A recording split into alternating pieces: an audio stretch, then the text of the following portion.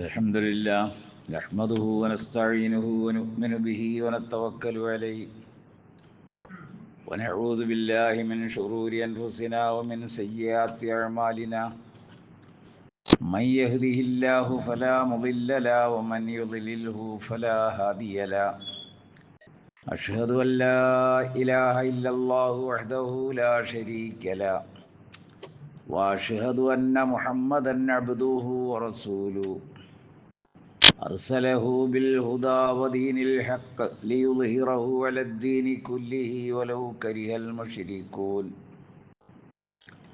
اللهم صل على محمد وعلى آل محمد كما صليت على إبراهيم وعلى آل إبراهيم اللهم وبارك على محمد وعلى آل محمد كما باركت على إبراهيم وعلى آل إبراهيم إنك حميد مجيد أما بعد فيا أيها الناس أوصيكم عباد الله بالتقوى الله أعوذ بالله من الشيطان الرجيم بسم الله الرحمن الرحيم يا أيها الذين آمنوا اتقوا الله حق تقاته ولا تموتن إلا وأنتم مسلمون മുഅ്മിനുകളെ അള്ളാഹുവിന് തഖ്വ ഉള്ളവരായിരിക്കുവാൻ ഇഹപര ജീവിത വിജയം കരസ്ഥമാക്കുന്നതിന് വേണ്ടി അള്ളാഹുവിൻ്റെ വിധിവിലക്കുകളോട് ജീവിതത്തെ ക്രമപ്പെടുത്തുവാനും ചിട്ടപ്പെടുത്തുവാനും ജീവിതത്തിൽ അച്ചടക്കം പാലിക്കുവാനും മുസ്ലിമുകളായി ജീവിച്ച് അതേ നിലയിൽ മരണപ്പെടുവാനും ആഗ്രഹിക്കണമെന്നും അതിനായി യത്നിക്കണമെന്നും എല്ലാവരെയും ഉണർത്തുകയും ഉപദേശിക്കുകയും ചെയ്യുന്നു. വിശുദ്ധ റമദാനിലെ രണ്ടാമത്തെ ജുമുഅയ്ക്ക് ഇൻഷാ അല്ലാഹ് നമ്മൾ സാക്ഷികളാവുകയാണ്. മുസ്ലിം ലോകത്തെ അച്ചടക്കം പഠിപ്പിച്ച ഒരു ദീനിൻ്റെ സർവാത്മനാ ഉള്ള ഏറ്റെടുക്കലാണ് ഈ റമദാൻ. അച്ചടക്കം അവരുടെ ജീവിതത്തിൽ പള്ളികളിൽ മാത്രമല്ല, ജീവിതത്തിലുടനീളം തങ്ങളുടെ ജീവിത വ്യവഹാര വൈയക്തിക കുടുംബ സാമൂഹിക മേഖലകളിലെല്ലാം പൂർണ്ണമായ ഒരച്ചടക്കം ശീലിപ്പിച്ച ഒരു ദീൻ. അതാണ് ഈ റമദാനിൻ്റെ ഏറ്റെടുക്കലിലൂടെ മുസ്ലിം ലോകം വീണ്ടും സ്മരിക്കുന്നത്. 3 കാര്യങ്ങൾ ലളിതമായി ഇന്ന് നമ്മൾ ശ്രദ്ധിക്കുകയാണ്. അതിലൊന്ന് ഇസ്ലാമിൻ്റെ മുഖമുദ്ര കറകളഞ്ഞ വിശ്വാസമാണ്. ആ വിശ്വാസത്തിൻ്റെ മാധുര്യം അനുഭവിച്ചവർ എന്ത് പീഡനങ്ങളും കഷ്ടതകളും പ്രയാസങ്ങളും ദുരിതങ്ങളും എന്ത് തന്നെ ഉണ്ടായാലും അതിൽ സംതൃപ്ത മനസ്സോടെ അടിയുറച്ചു നിൽക്കും. ഈമാനിൻ്റെ മാധുര്യം അനുഭവിച്ചവർ. ഈമാനിൻ്റെ മാധുര്യം അനുഭവിക്കുക എന്നത് ദീർഘകാലത്തെ പ്രയത്നമൊന്നും വേണ്ട.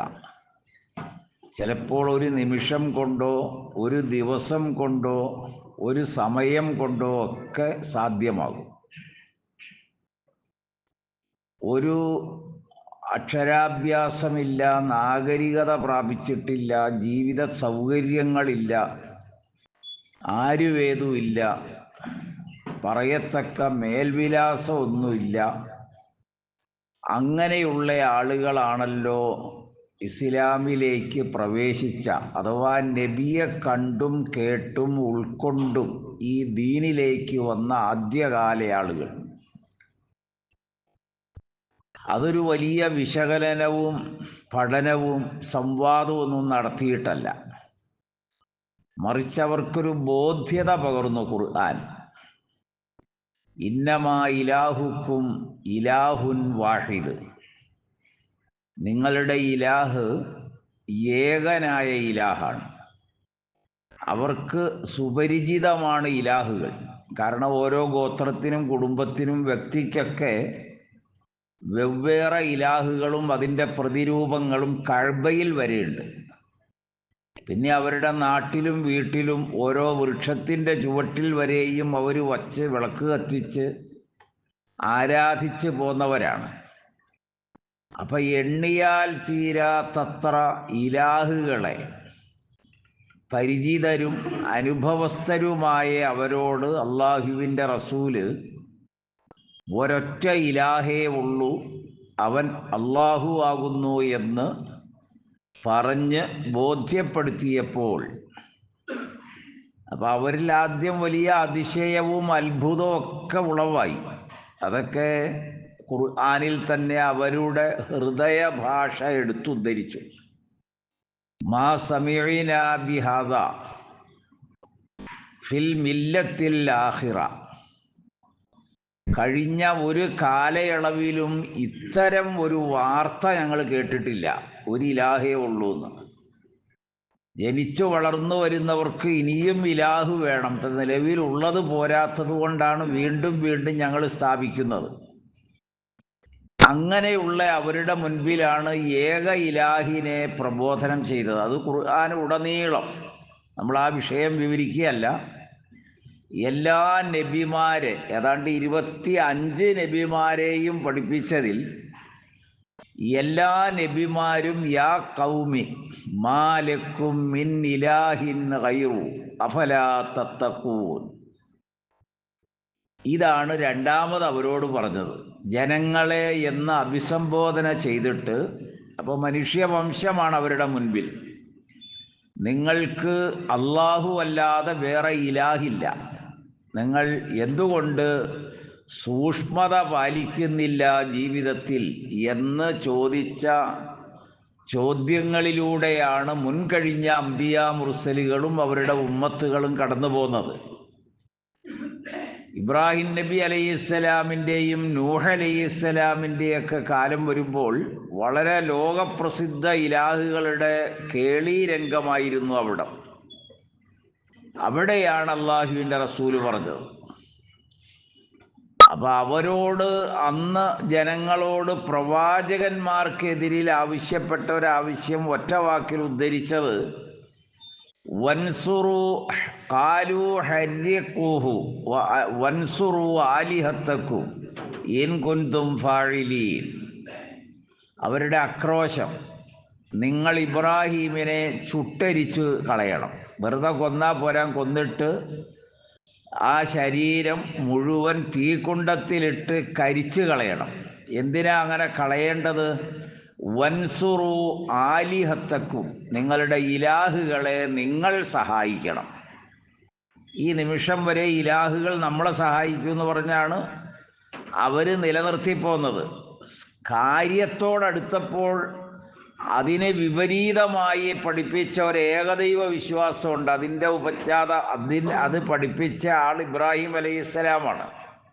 അപ്പം അദ്ദേഹത്തെ കരിച്ചു കളയണം, എന്നിട്ട് നിങ്ങളുടെ ഇലാഹുകളെ നിങ്ങൾ തന്നെ സഹായിക്കണം. ഇൻ കുന്തും ഫാഇലീൻ, ഇനി സമയം കളയണ്ട, എന്തെങ്കിലും ചെയ്യാൻ ഉദ്ദേശിക്കുന്നുവെങ്കിൽ ഇപ്പം തന്നെ അത് ചെയ്യണം. അങ്ങനെയാണ് അദ്ദേഹം ഒരു വലിയ അഗ്നി പരീക്ഷണത്തിലേക്ക് വരുന്നത്. അതെല്ലാം ഖുർആൻ എടുത്തുദ്ധരിക്കുന്നുണ്ട്. എല്ലാം കൂടി ഉൾക്കൊള്ളാൻ നമ്മുടെ ഈ ഖുത്ബയുടെ സമയം പോരാ. അപ്പം ഞാൻ പറഞ്ഞത്, എന്നിട്ട് ഒരു അറബി കവി, അല്ലെന്ന് പറഞ്ഞാൽ ഒരറബി, ഒരു സാധാരണക്കാരൻ നബിയുടെ ഈ ഉത്ബോധനം മനസ്സിലാക്കി, അള്ളാഹു മാത്രമേ ഇലാഹുള്ളൂ, അവൻ്റേതാണ് ഈ മഹാപ്രപഞ്ചം മുഴുവൻ, അവനാണ് സംരക്ഷകൻ, അവനാണ് നിയന്താവ്, അവനാണ് ഉടമസ്ഥൻ എന്ന് മനസ്സിലാക്കിയപ്പോൾ അദ്ദേഹം പറഞ്ഞൊരു വാക്കുണ്ട്. നമ്മളെപ്പോലെ വലിയ അക്ഷരാഭ്യാസമുള്ളവരോ ഡിഗ്രി ഉള്ളവരോ ഒന്നും അല്ലല്ലോ ആ കാലം. റബ്ബൻ വാഹിദൻ അമ്മൽ ഫറബ്ബിൻ അദീനുൻ ഇദാ തഖസ്സമത്തിൽ ഉമൂറു. എത്ര കൃത്യമായിട്ടാണ് ആ 4 വരിയിൽ അത് 4 പദങ്ങൾ ഉൾക്കൊള്ളുന്ന 2 ലൈൻ കവിതയിൽ പറഞ്ഞത്. ഒരു റബ്ബാണോ അതല്ല ആയിരക്കണക്കിന് റബ്ബുകളോ നമുക്കാവശ്യം? ഇത് ഏതാണ് എന്ന് അദീനുന്നിതാത്ത കസമത്തിൽ ഉമൂറും, അഖില കാര്യങ്ങളും വേർതിരിച്ച് ഒന്നൊന്നായി പഠിപ്പിച്ച് ബോധ്യപ്പെടുത്തിയ ഒരു ദീൻ നമ്മുടെ കൈവശമുണ്ടായിരിക്കെ ഒരു ഇലാഹല്ലേ, ഒരു റബ്ബല്ലേ, ഒരു മാലിക്കല്ലേ ആവശ്യം എന്ന് അദ്ദേഹം പ്രഖ്യാപിക്കുന്നത് നമുക്ക് വായിക്കാൻ കഴിയും. ഞാൻ പറഞ്ഞത് ഇസ്ലാമിൻ്റെ മുഖമുദ്ര അതാണ്, ലാ ഇലാഹ ഇല്ലല്ലാഹ്. അത് ഉൾക്കൊണ്ട ഒരാൾ അനുഭവിക്കുന്ന ഒരു സ്വാതന്ത്ര്യവും ഒരു മധുരിമയും ഉണ്ട്. അത് ബുഖാരി ഉദ്ധരിച്ച ഒരു ഹദീസിൽ അള്ളാഹുവിൻ്റെ റസൂല് പറഞ്ഞു, ദാക തുഅമൽ ഈമാൻ മൻ റളിയ ബില്ലാഹി റബ്ബൻ വബിൽ ഇസ്ലാമി ദീനൻ വബി മുഹമ്മദിൻ നബിയ്യ. ഇത് നമുക്ക് മനഃപ്പാടമുള്ള ഹദീസാണത്. വളരെ ലോകപ്രസിദ്ധമാണ് ആ വചനം.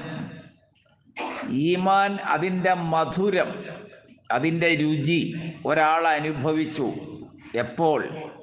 അള്ളാഹു റബ്ബാണെന്ന് തൃപ്തി അടഞ്ഞവർ. അള്ളാഹുവാണ് രക്ഷിതാവ്, അതിൽ ലവലേശം സംശയമില്ല.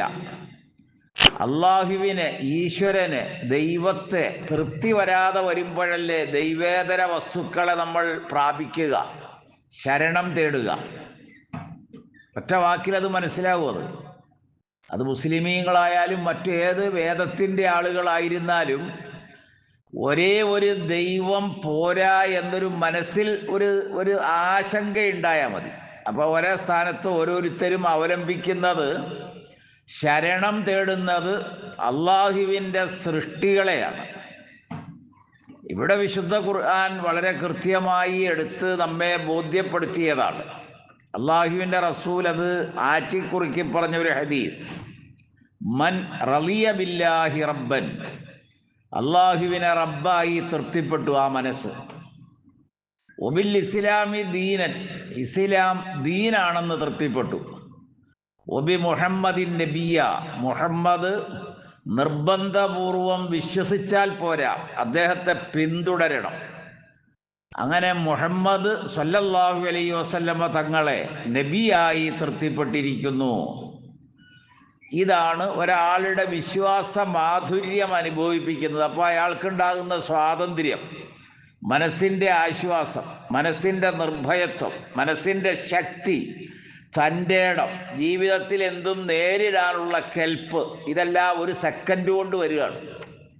അതുകൊണ്ടാണ് ഖബ്ബാബ് ബിൻ അറത്ത് റളിയല്ലാഹു അൻഹു, അത് വളരെ പ്രസിദ്ധനായൊരു സഹാബിയാണ്, ഉമയ്യത്തിൻ്റെ അടിമ. അദ്ദേഹം ഏറ്റ പീഡനങ്ങൾ വിവരിച്ചാൽ തീരില്ല. ആകെ അവരൊക്കെ അംഗീകരിച്ചത് അഹദ് എന്നൊരൊറ്റ വാക്കിൽ സംക്ഷിപ്തമായി പ്രസ്താവിച്ചൊരു പ്രസ്താവനയാണ്. ബിലാൽ റളിയല്ലാഹു അൻഹു അത് തന്നെയാണ് പറഞ്ഞ, അഹദ് അഹദ്. എല്ലാവരും അതാണ് പറയുക, ഏകനാണ്, ഒന്നേ ഉള്ളൂ ഇലാഹ്. അപ്പോൾ അവരെല്ലാം വളരെ ഗൗരവമായി, വിവരണാതീതമായ അതിക്രമങ്ങൾക്ക് വിധേയമായി. ഖബ്ബാബ് ബിൻ അറത്തിൻ്റെ ഈ ചുട്ട് പഴുത്ത തീയുടെ മുകളിൽ കിടത്തി 4 വശത്തും പിടിച്ചിട്ട് അമർത്തി, പുറത്തുള്ള എല്ലാ മാംസവും കരിഞ്ഞു പോയിട്ട് എല്ലിലാണ് ഇത് എന്ന് പിടിച്ചത്, തീക്കനൽ. അത് അദ്ദേഹത്തിൻ്റെ മരണം വരെയും പുറം തോട് പോലെ ആ മാംസം വന്ന് പിന്നെ നിറഞ്ഞിരുന്നില്ല. അതിലൂടെ വെള്ളമൊഴുകിക്കൊണ്ടിരുന്നു. മഹാനായ ഉമർ റളിയല്ലാഹു അൻഹു പലപ്പോഴും ഖബ്ബാബിനെ ആദരപൂർവം എഴുന്നേറ്റ് നിന്ന് സ്വീകരിച്ച് മുതുക് തടകുമായിരുന്നു. അവരൊക്കെ ആഗ്രഹിച്ച ചില ആഗ്രഹങ്ങളുണ്ട്, അതിലേക്കും വരികയല്ല ഞാൻ. അടിസ്ഥാനം ഇതാണ്. പക്ഷേ ഇത് ബോധ്യം വരാൻ വലിയ ആലോചനയൊന്നും വേണ്ട. കാരണം ഈ പ്രപഞ്ചം ആരുടെയാണെന്ന് ചോദിച്ചു, അവർ പറഞ്ഞു അള്ളാഹുവിൻ്റെയാണ്. സൂര്യേന്ദ്ര നക്ഷത്രാദികളോ അള്ളാഹുവിൻ്റേതാണ്. നിയന്ത്രണം ആരുടേതാണ്? അള്ളാഹുവിൻ്റെയാണ്. ജീവൻ ആരാണ് നൽകുന്നത്? പടച്ചവനാണ്. മരണമോ അതും അവൻ തന്നെയാണ്. മഴ വർഷിപ്പിക്കുന്നത്, ചൂടുൽപ്പാദിപ്പിക്കുന്നത്, സസ്യങ്ങൾ മുളയ്ക്കുന്നത്, വളരുന്നത്, കായ്ഫലമുണ്ടാകുന്നത്, ഋതുഭേദക്കളുടെ മാറ്റങ്ങൾ, ഇന്ന ഫി ഇഖ്തിലാഫിൽ ലൈലി വന്നഹാർ. അങ്ങനെ ഒരുപാട് ചോദിച്ചപ്പോൾ അവർ പറഞ്ഞു അള്ളാഹു ആണെന്ന്. അപ്പോൾ അവരോട് ചോദിച്ചു അന്നാ തൂഫക്കൂൻ, പിന്നെ നിങ്ങൾ എങ്ങോട്ടാണ് ഇത് വിട്ടെറിഞ്ഞു പോകുന്നത്? കാര്യം ബോധ്യം വന്നു. അവരുടെ വിശ്വാസം അവരുടെ ഹൃദയത്തെ ഊട്ടിയുറപ്പിച്ചു, ശക്തിപ്പെടുത്തി. ഇനി എന്ത് ചെയ്താലും, ഇഞ്ചിഞ്ചായി മുറിച്ചാലും കഷ്ണിച്ചാലും ചുട്ടരിച്ചാലും കുഴിച്ചു മൂടിയാലും നാട് കടത്തിയാലും ബഹിഷ്കരിച്ചാലും അതിൽ ഉറച്ചു നിന്നു. അങ്ങനെ ഉറച്ചു നിൽക്കാൻ പ്രേരിപ്പിച്ച ഒരു മാസത്തിന് നമ്മൾ സാക്ഷികളാകുന്നു. ഇത് കേവലം ഒരു സെക്കൻഡ് കൊണ്ട് പറഞ്ഞാൽ തീരുന്നൊരു വിഷയമല്ലല്ലോ ഇത്. അസ്ഹാബുൽ ബദരീൻ, നമുക്ക് തോന്നുന്ന നമുക്ക് വിളിക്കാനുള്ളവരാണ് അവരെന്നാണ്. അവർക്ക് തോന്നിയത് അള്ളാഹുവിനെ മാത്രമേ വിളിക്കാനുള്ളൂ എന്ന് പറഞ്ഞപ്പോൾ നേരിടേണ്ടി വന്ന അതിക്രമങ്ങളാണ്. അതുപോലും തിരിച്ചറിയുന്നൊരവസ്ഥ മുസ്ലിമീങ്ങൾക്കില്ലാതായിപ്പോയി. അവരാകെ അബൂ സുഫിയാനോട് ചോദിച്ചല്ലോ, നജാഷി രാജാവ്, ഈ ദീനിലേക്ക് വന്നവരൊക്കെ കഴിവുറ്റവരും ജീവിത സൗകര്യമുള്ളവരും ആഢ്യത്വമുള്ളവരും കുടുംബക്കാരൊക്കെയാണോ എന്ന് ചോദിച്ചു. അപ്പോൾ അദ്ദേഹം പറഞ്ഞു, അതിനകത്ത് 99% മേൽവിലാസമില്ലാതെ വിദേശത്ത് നിന്ന് വന്ന് അടിമകളായി നീഗ്രോകളായ ആളുകളാണ് ഇതിൻ്റെ ദീൻ അംഗീകരിച്ചെല്ലാം. വെറും അറാദിലുന എന്നാണ് ഖുർആൻ ഉപയോഗിച്ചൊരു വാചകം. ഞങ്ങളിൽ ഏറ്റവും താഴേക്കിടയിലുള്ളവർ, നമ്മുടെ ഇന്ത്യ രാജ്യത്തെ വരേണ്യ വിഭാഗം ഉണ്ടല്ലോ, ആ ഒരു വീക്ഷണത്തിലാണ് അക്കാലഘട്ടത്തിൽ ഇവരുള്ളത്. പക്ഷേ രണ്ടാമതൊരു ചോദ്യം ചോദിച്ചു, അങ്ങനെയാണെങ്കിൽ അവരാരെങ്കിലും നിങ്ങൾ ഈ ചെയ്ത മർദ്ദനങ്ങളൊക്കെ സഹിക്കവയ്യാതെ അവർ ഉൾക്കൊണ്ട മുഹമ്മദിനെ പിൻപറ്റാതെ അവർ വിശ്വസിച്ച വിശ്വാസം തള്ളിക്കളഞ്ഞ് നിങ്ങളുടെ പഴയ മതത്തിലേക്ക് വന്നിട്ടുണ്ടോ?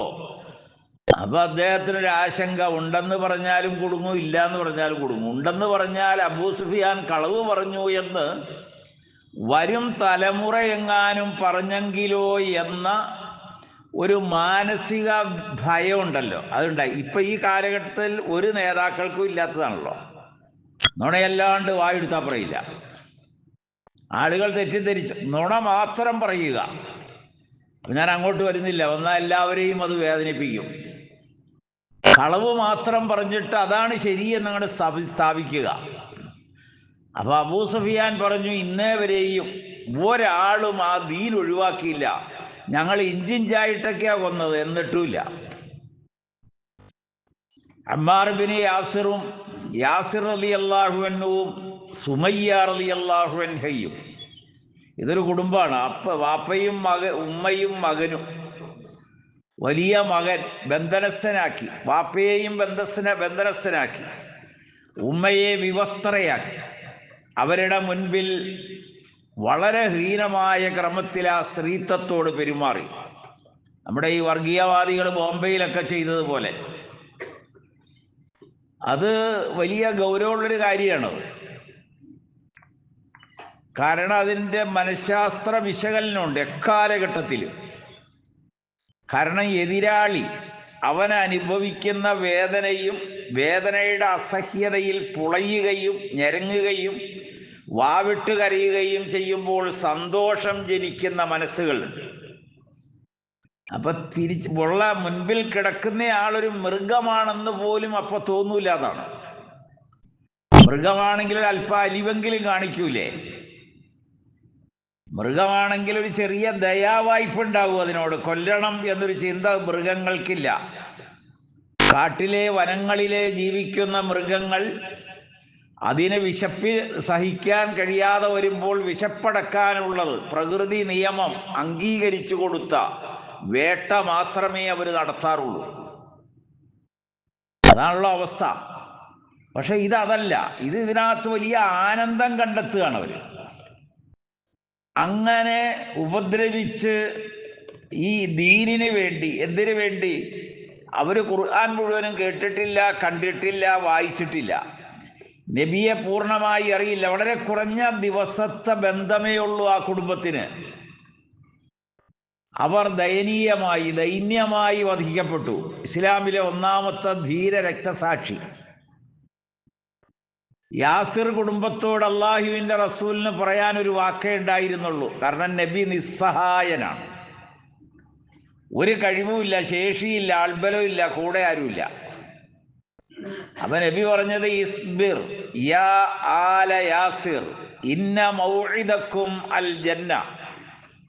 മുസ്ലിം അടക്കമുള്ള, ബുഖാരി അടക്കമുള്ള മിക്ക ഹദീസിന്റെ കിതാബുകളിലും ഇസ്ലാമിക താരീഖിന്റെ ഭാഗങ്ങളിലും വളരെ കൃത്യമായി രേഖപ്പെടുത്തിയൊരു വചനമാണ്, യാസിർ കുടുംബമേ സഹിക്കുക, നിങ്ങൾ സഹിക്കുക. അള്ളാഹു പടച്ചവൻ നിങ്ങൾക്ക് വാഗ്ദത്തം ചെയ്തിട്ടുള്ളത് സ്വർഗമാണ്. ആ ഒരു വാക്ക് അവരെ ഉയർത്തിയ, മാനസികമായി ഉയർത്തിയ ഒരു തലമുണ്ട്.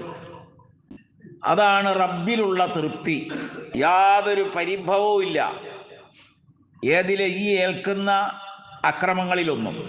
നമുക്കിതൊന്നും ഏക്കണ്ട. ഇനി ഒരാഴ്ച 3-4 ദിവസത്തോടെയും കഴിഞ്ഞാൽ നമ്മൾ ബദരീങ്ങളുടെ ഓരോരുത്തരുടെയും പേര് ചൊല്ലിയിട്ട മുസ്ലിം പള്ളികളിൽ ബദർ മൗലിദ് നടത്തുന്നത്.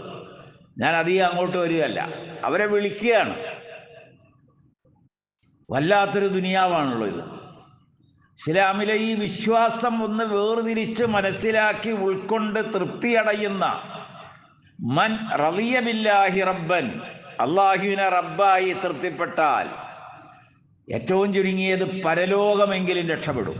അത് പഠിപ്പിക്കാൻ വന്ന ഒരു ദീനും വിശുദ്ധ ഖുർആനിൻ്റെയും മാസം. ഖുർആൻ പറഞ്ഞല്ലോ, ഷഹ്റു റമളാൻ അല്ലദീ ഉൻസില ഫീഹിൽ ഖുർആൻ ഹുദൻ ലിന്നാസ് ബയ്യിനാത്തിൻ മിനൽ ഹുദ എന്നാണ്. തെളിഞ്ഞ വെളിച്ചമുള്ള, പ്രകാശിതമായ, വ്യക്തമായ നേർമാർഗം. ഒരവ്യക്തതയില്ല. അവ്യക്തത ഉണ്ടെങ്കിലല്ലേ വേറൊരാളുടെ വിവരണം ആവശ്യമുള്ളൂ. ഖുർആൻ അത്ര പ്രകാശപൂരിതമാണ് വിശ്വാസ മേഖലയിൽ. അത്രയും നന്നായി പഠിപ്പിച്ചു.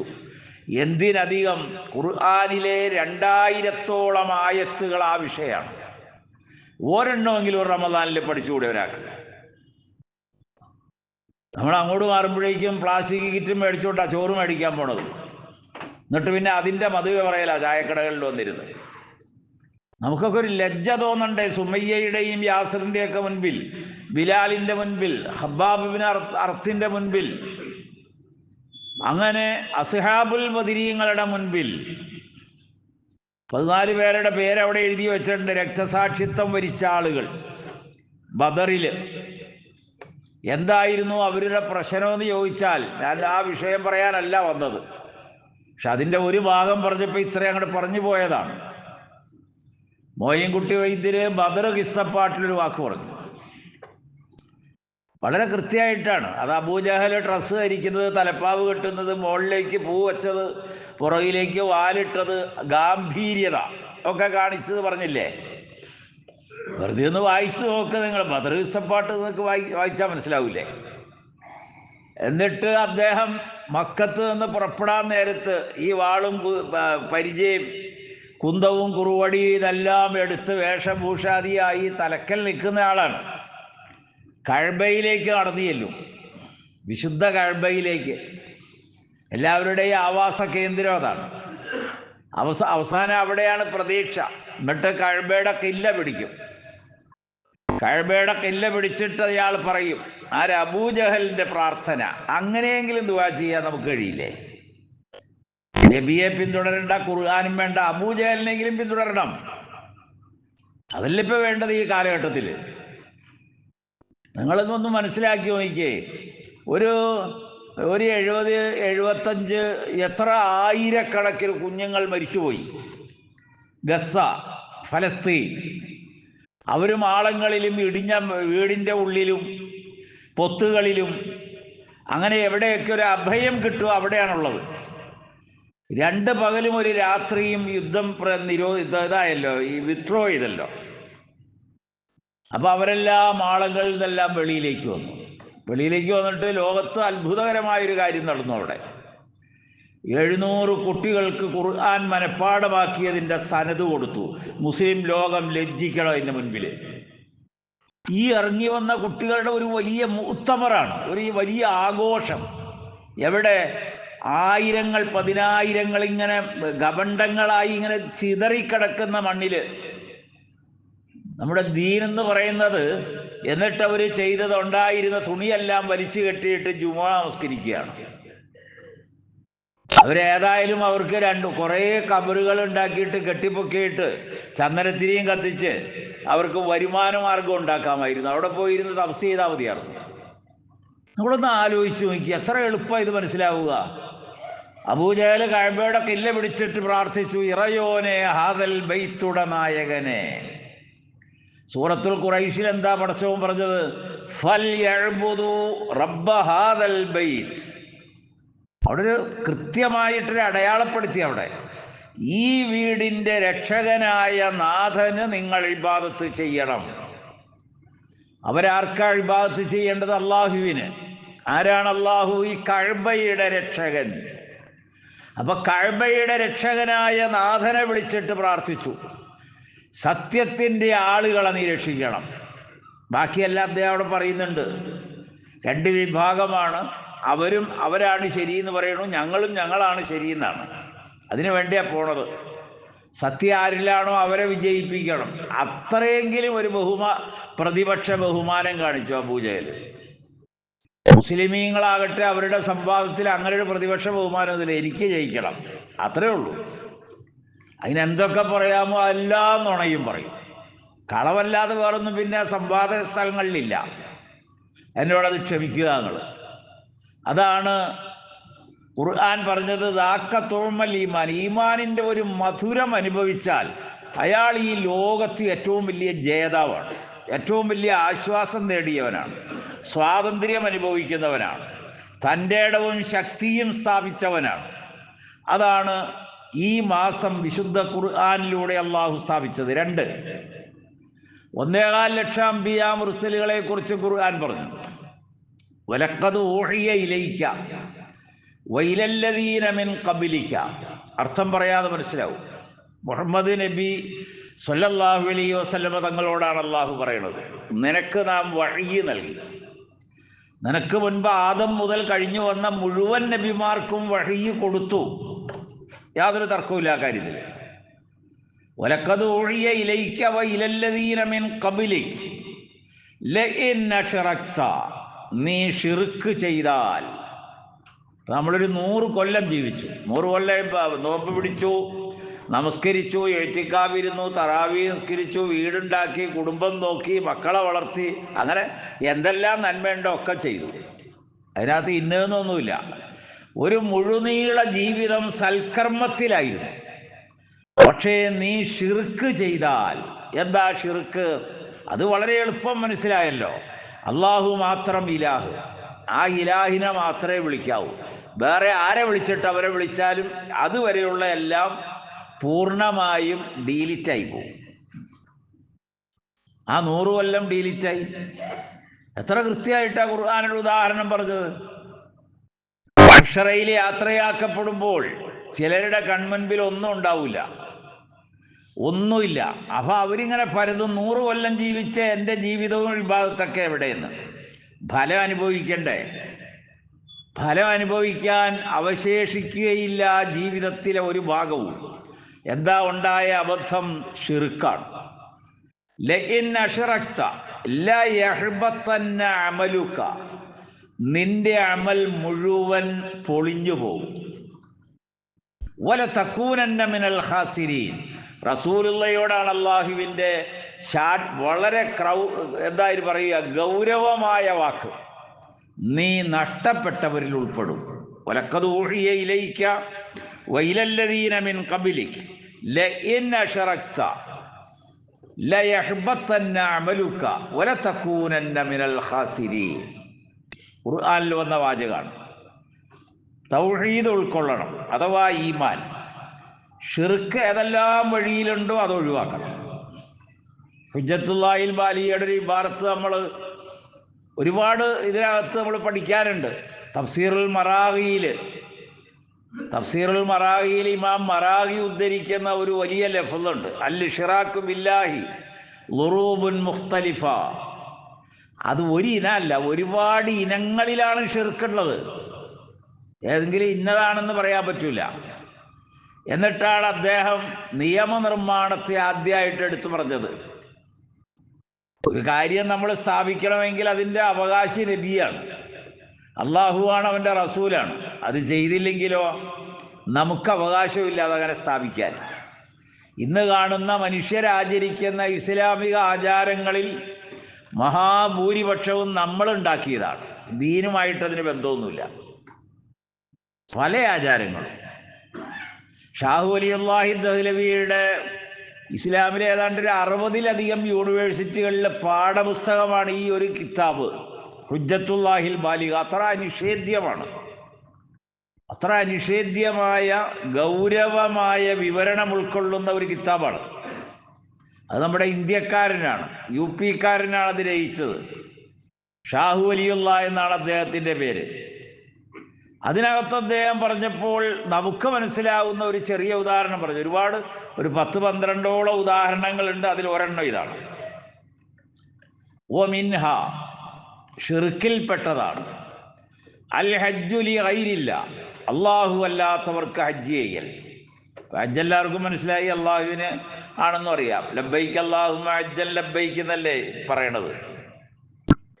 ലബ്ബൈക്ക് അല്ലാഹുമ്മ ലബ്ബൈക്ക്, ലബ്ബൈക്ക ലാ ശരീക ലക ലബ്ബൈക്കാണ്. അതിനകത്ത് വേറെ പങ്കൊന്നുമില്ല. ഇവിടെ അവൻ ഷിർക്ക് ഏതാണെന്ന് അദ്ദേഹം പറയാണ്, അള്ളാഹു അല്ലാത്തവർക്ക് ഹജ്ജ് ചെയ്യുക. അതേതാത് ദാലിക്കാൻ തഖ്സുദ, അതെങ്ങനെയാണ് പടച്ചവനല്ലാത്തവർക്ക് ഹജ്ജ് എന്ന് പറഞ്ഞാൽ നീ കരുതിയാൽ മതി മനസ്സിൽ. അൻ തഖ്സുദ മവാലിയ മുത്തബരിക്കത്തിൻ മുഖ്തസത്തിൻ, ചില പ്രത്യേക സ്ഥലം അത് ബർക്കത്താക്കപ്പെട്ട സ്ഥലമാണെന്ന് നീ കരുതുക. ഒരു ഉദാഹരണം അജ്മീർ, പെട്ടെന്ന് മനസ്സിലാക്കാനാണ് ആ ഉദാഹരണം പറഞ്ഞത്. അങ്ങനെ നീ മനസ്സിൽ നെയ്യത്ത് ചെയ്തു.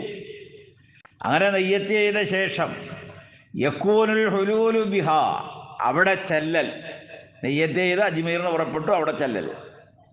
തഖർറുബൻ ഇലല്ലാഹ്, അള്ളാഹുവിലേക്ക് നിന്നെ അടുപ്പിക്കും എന്ന് നിന്റെ ആവശ്യങ്ങൾ നിറവേറും, പല കാര്യങ്ങളും മാറും, മനസ്സ് സുഖാവും, വിഷാദം മാറും, മക്കൾ നന്നാവും, രോഗം മാറും, ജോലി കിട്ടും, നല്ല കൃഷി ഉണ്ടാവും.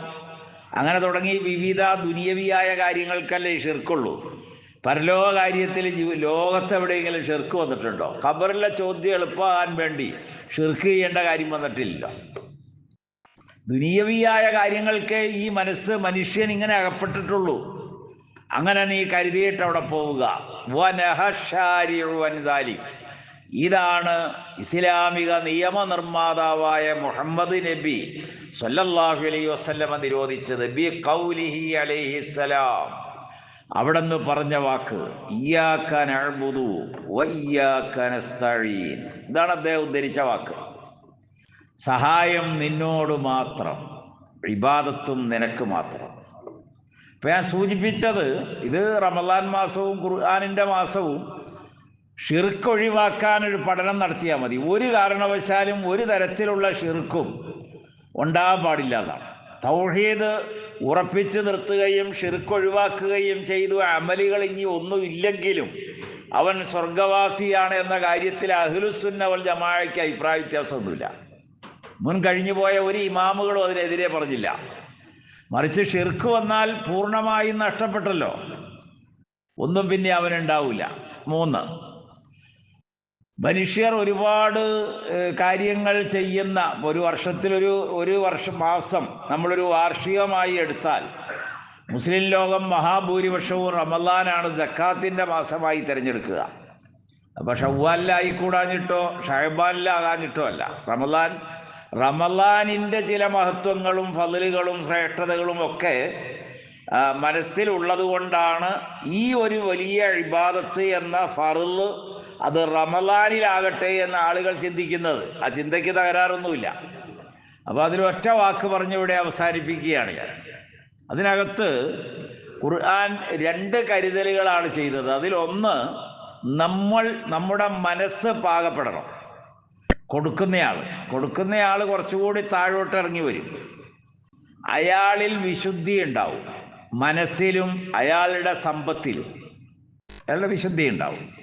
വാങ്ങുന്നയാൾ സംതൃപ്തരാകും. ഇമാം നവവി അലൈഹി റഹ്മയുടെ ഷറഹുൽ മുഹദ്ദബിൽ, മിൻഹാജു താലിബീൻ്റെ ഷറഹാണ് ഷറഹുൽ മുഹദ്ദബ്.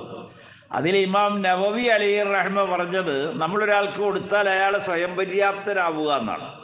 അപ്പോൾ അയാളുടെ കാര്യം നിറവേറി സന്തോഷത്തോടെ അൽഹംദുലില്ലാ എന്ന് പറയൽ മാത്രമല്ല, പടച്ചവൻ നിങ്ങളെ അനുഗ്രഹിക്കട്ടെ ദുആ ചെയ്യുക. ആ ഒറ്റ ദുആയാണ് മനുഷ്യ കുലത്തിൻ്റെ നിലനിൽപ്പിന് ആധാരം. സാധുക്കളുടെ ഖുർആൻ ഒരു കാര്യം കൂടി പറഞ്ഞു. ഉൽപ്പതിഷ്ണുക്കൾ വന്നപ്പോൾ പറഞ്ഞു ഞങ്ങൾ വീട്ടിൽ കൊടുക്കില്ല, ഞങ്ങൾ പള്ളിയിലാണ് ഏൽപ്പിക്കുന്നത്, അവിടെ പോയി മേടിച്ചോ. ഈ സാധുക്കളാകെ 1 രൂപ മേടിക്കാൻ പറ്റതാണ്. അപ്പോൾ അവരെ അവിടെ നിർത്തി 4 വയല് പറഞ്ഞ് ഒന്നോടെ ഇൻസൾട്ട് ചെയ്ത് വിടും. ഖുർആൻ ഒരു ഓഹരി പറഞ്ഞപ്പോൾ ചോദിച്ചു വരുന്നവരെന്നാ പറഞ്ഞ്. എനിക്കറിഞ്ഞുകൂടാ ഇത് എവിടെ നിന്നാണ് ഇവർ ഖുർആൻ പഠിച്ചതെന്നൊന്നും. ഉൽപ്പതിഷ്ണുക്കളുടെ കാര്യമാണ് ഞാൻ ഈ പറഞ്ഞത്. ഒഫി അംവാലിഹിം ഹഖ്കുൻ, കഴിഞ്ഞ വെള്ളിയാഴ്ച ഏതോ നമ്മൾ തറാവീൻ്റെ ക്ലാസ്സിലോ പറഞ്ഞു. അവരുടെ സമ്പത്തിൽ ഓഹരിയുണ്ട്, അവകാശമുണ്ട്. ആർക്ക്? ലിസ്സായിലി, ചോദിച്ചു വരുന്നവർക്ക്. ചോദിച്ചു വരുന്നവർ 100,000 ആവശ്യങ്ങളാണ്, താൽക്കാലികങ്ങളാണ് ആവശ്യങ്ങൾ, ചെറിയ ആവശ്യങ്ങളാണ്. അത് ചെറിയ തുകയുടെ ആവശ്യങ്ങളാണ്. അതിൻ്റെ പേരിൽ കേരളം മുഴുവനും എല്ലാ വീട്ടിലും 2 കോടി വീട്ടിലും അവർ പോകാറില്ല. ആകെ 5-10 വീട്ടിലൊരു ദിവസം പോകും. അപ്പോഴേക്കും വയ്യാണ്ടാവും അവർക്ക്. അങ്ങനെ വീട്ടിൽ വരുമ്പോഴാണ് നമ്മൾ പറയണത്, ഇതിനേക്കാൾ വലിയ മോശം പറവല്ലോ ഉണ്ടോ, ഞങ്ങൾ തരില്ല. നമുക്ക് കണ്ട അഭിമാനം വന്ന പോലെയാണ് അത്. അതിലേക്ക് ഞാൻ വരികയല്ല, നിർത്തുകയാണ്. അപ്പോൾ അവർ അവകാശികളാണ്. എങ്ങനെ അവകാശികൾ? അവരുടെ ചെറിയ ആവശ്യങ്ങൾ വന്ന് ഉണർത്തുമ്പോൾ നമുക്ക് എന്താണോ സന്തോഷം, അയാൾക്കൊരു 50 രൂപയോ അല്ലെ 10 രൂപയോ, ഇന്നൊന്നും 10 ആരും കൊടുക്കൂല. 50 താഴെ ആരാ കൊടുക്കുക? 50 രൂപ അല്ലെ 100 രൂപ എടുത്തു കൊടുത്തു. ദുആ ചെയ്യുക, പടച്ചവൻ നമ്മളെയൊക്കെ കാത്തുരക്ഷിക്കട്ടെ എന്ന് നമ്മൾ പറഞ്ഞ് സന്തോഷിപ്പിച്ച് അയാളുടെ കയ്യാലൊന്ന് പിടിച്ച് തോളത്തോ തട്ടിയിട്ട് വിടുമ്പോൾ എന്താ അതിന് പറയുക?